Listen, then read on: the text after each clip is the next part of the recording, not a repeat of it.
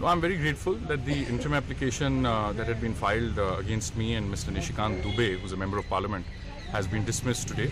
This was a completely malified attempt by certain individuals who wanted to silence us from speaking the truth about their corrupt, crooked activities. And I remain completely committed to this fight.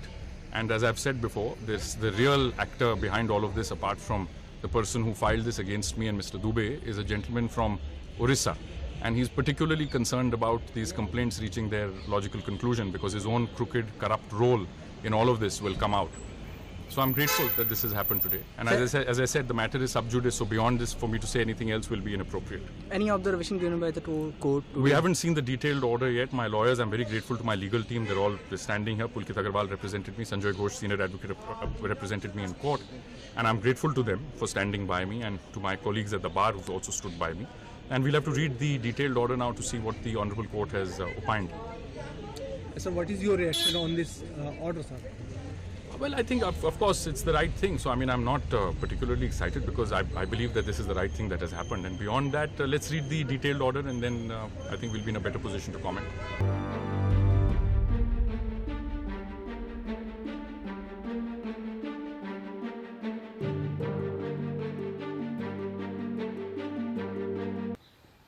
Delhi high court ने साफ कहा, जो मुझे judgement अभी तक पता है, कि उनका कोई केस बनता नहीं है, क्योंकि मैंने जो कंप्लेन की थी वो पार्लियामेंट्री कमेटी ने उसको साबित कर दिया और इनकी सदस्यता चली गई है।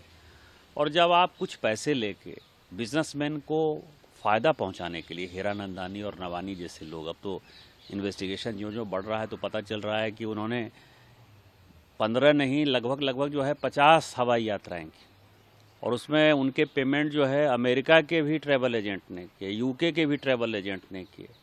पब्लिक सर्वेंट की इम्यूनिटी के नाते यदि मेरा बेटा भी एनआरआई हो जाए, यदि पासपोर्ट इंडियन पासपोर्ट होल्डर है नहीं है, तो मैं उसका भी टिकट नहीं ले सकता, उसकी भी सेवा नहीं ले सकता।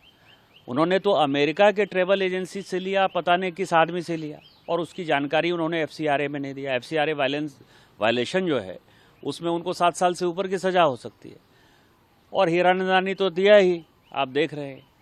और उसके बाद वो चोरी और सीनाजोरी के तौर पर हमको रोकने के लिए चली गई। आज हाईकोर्ट ने झटका दिया कि भैया चुपचाप रहो और पब्लिक सर्वेंट के नाते सब कुछ जानने और बताने का अधिकार जो है देश को है।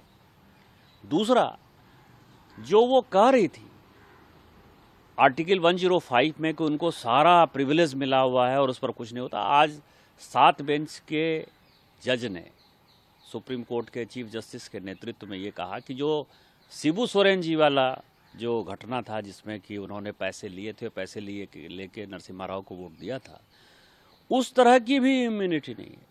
इसके आधार पर जो इन्होंने करप्शन किया महुआ जी ने, जो इन्होंने प्रश्न पैसे लेकर पूछे, स्पीच अपना पैसे लेकर पूछे, कॉरपोरेट की दलाली की, इन सबों का जो है हिसाब किताब होगा। सभी केस चलेंगे और जब केस चलेंगे, जब परतें खुलेंगी, तो देश के सामने एक ऐसा विभत्स चेहरा आएगा कि जो अच्छी अंग्रेजी बोलते हैं, अच्छे कपड़े पहनते हैं, ब्रांडेड चीज़ों में रहते हैं, उनके पीछे का चेहरा क्या है? उनके पीछे का चेहरा ये है कि वो किसी न किसी की दलाली करते हुए नजर आते हैं और पीछे उनके चलाने वाले कौन हैं।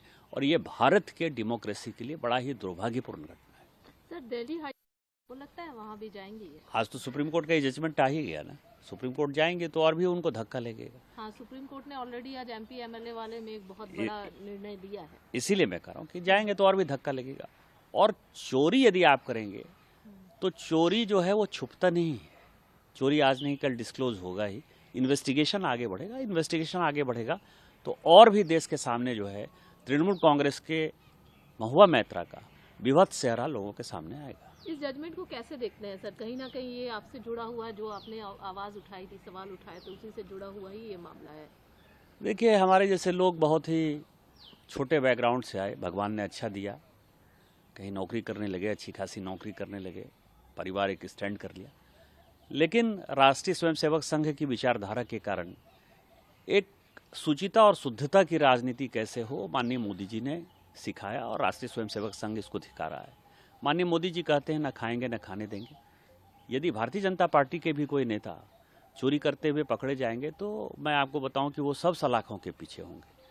और उसमें से जब इस तरह का जजमेंट आता है तो खुशी होती है कि जिस चीज़ के लिए ये डेमोक्रेसी बनी, बाबा साहब अम्बेडकर ने ये संविधान दिया, उस संविधान को जो एक्सप्लॉइट करने वाले लोग हैं वो सभी जो है आज उनके मन में दहशत होगा, डर होगा और एक शुचिता के साथ गरिमापूर्ण माहौल में ये पार्लियामेंट बढ़े।